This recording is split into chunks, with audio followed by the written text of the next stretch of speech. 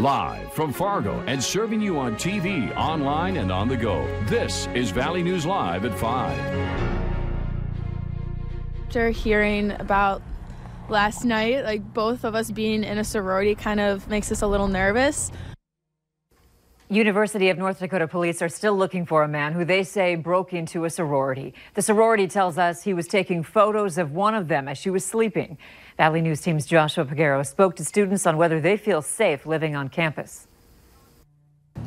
Students at the University of North Dakota are supporting the women living inside Gamma Phi Beta sorority house. All of the UND community is here, and of course the Greek life. We're all here for you. UND police say someone broke into the house early Monday morning and a man was caught taking photos of one of the women. Students living there say she was sleeping at the time.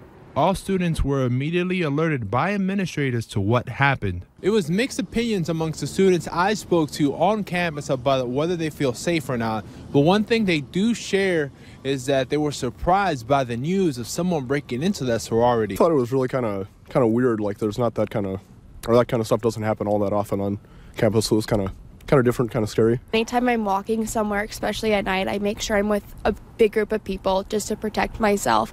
But after hearing about what happened last night, it kind of like questions all that. Police are searching for a man between 5'5" and 5'8" who was wearing dark clothing. One student who lives across the street from the sorority says he empathizes with the women. I can only imagine how difficult it is for them right now. So I hope that they can find peace and hopefully this doesn't happen again. There are cameras set up near the sorority house, but at this time, UND police are asking for the public's help on providing any information regarding this incident. In Grand Forks, Joshua Peguero, Valley News Live.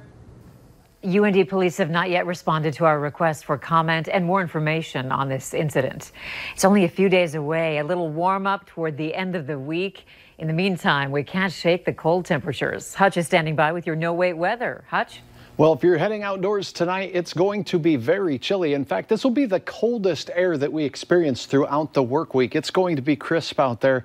As we head into the evening hours, we're seeing a clearing across the valley. Temperatures already in the single digits for the vast majority of us. The balmy spot, Grand Forks with 11 above.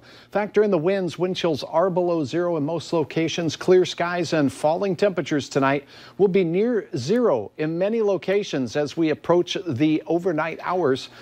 Wind does pick up overnight, so there'll be a chance a few areas could dip down to near record lows. Andrea, Fargo's record for tomorrow, 4 below zero. I don't think we get that cold here, but it's not going to be balmy out there tomorrow. And we have a chance of wind and snow in your Tuesday forecast. So we'll let you know all the hour-by-hour details here in just a minute. I know you can't wait. I can't wait. Right. Yeah, you're right about that. Thanks, all right, Hutch. you bet. Well, make sure you have the Valley News Live Storm Team weather app so that you can keep up with the weather anytime, anywhere. You'll get the latest forecasts and conditions so that you can plan your day. All you have to do is search VNL Weather in the App Store and download it for free. A man is dead after being hit by a car in Little Falls, Minnesota. The State Patrol says 59-year-old Keith Larson of Little Falls died when he walked onto Highway 10 last night around 6 and was hit by a pickup.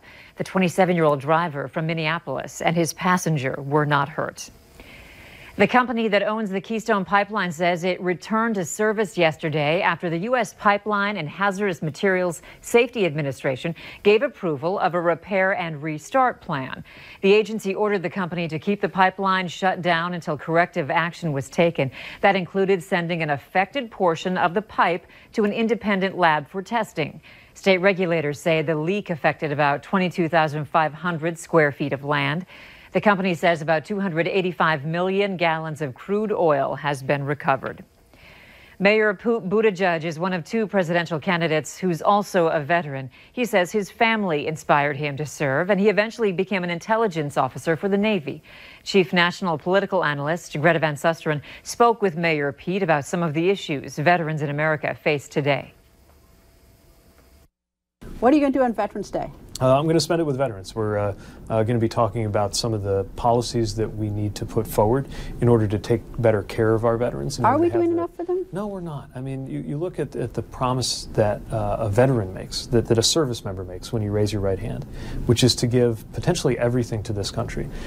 that creates a two-way obligation. And the United States makes a promise back, or is supposed to, that says we're going to take care of you throughout your time in uniform and beyond, throughout for the rest of your life.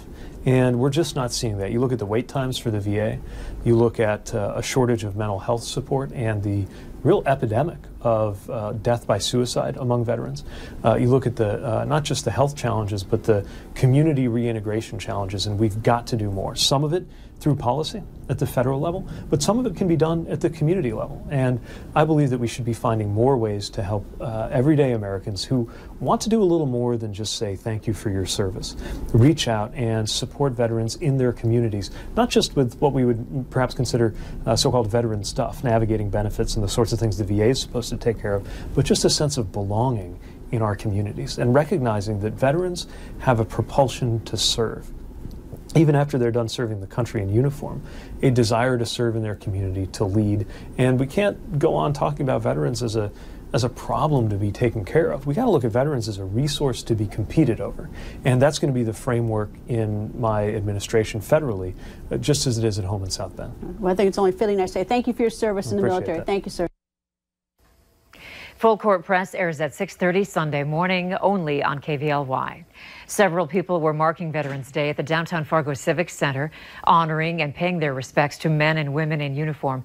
The annual Veterans Day ceremony is one of many events taking place around the FM area.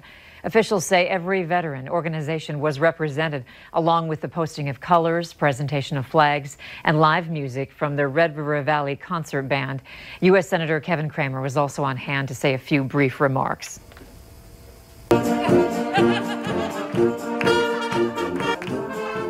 The celebration remembering our veterans continued throughout the day. At the VFW post in downtown Fargo, the room was packed with veterans and community members who came out to enjoy a bake sale, barbecue, and a performance from the Red River Veterans Concert Band.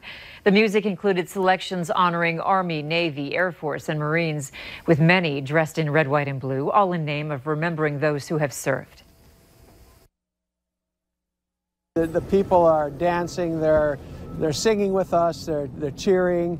And you can just see the emotion that comes out when we start playing some of these patriotic songs and we celebrate. And that's what we call our concerts a celebration of America. And that's really what this is about, is celebrating America. If you missed the performance, the concert band has a few more stops today, with the last at 7 o'clock at the West Fargo VFW post on Cheyenne Street.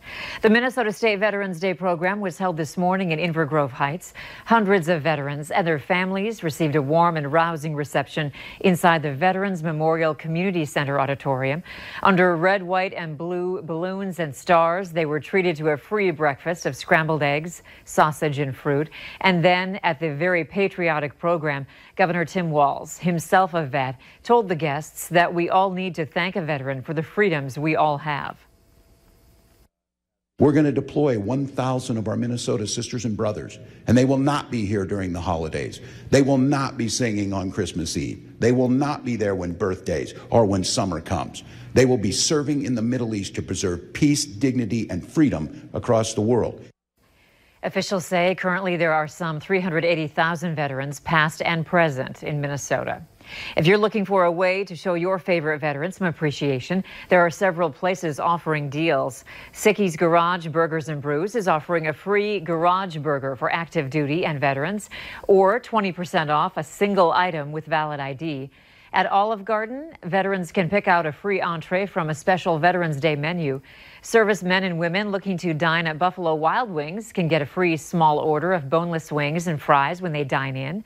At Starbucks, vets, military spouses, and active duty service members get a free tall cup of brewed coffee. Don't forget to join us for the Farmers Union Insurance Bison Football pregame show Saturday at 1:30. We'll be live at the Fargo Dome, taking you right up to kickoff at 2:30 on the KVLY and KFYR Bison Football Network.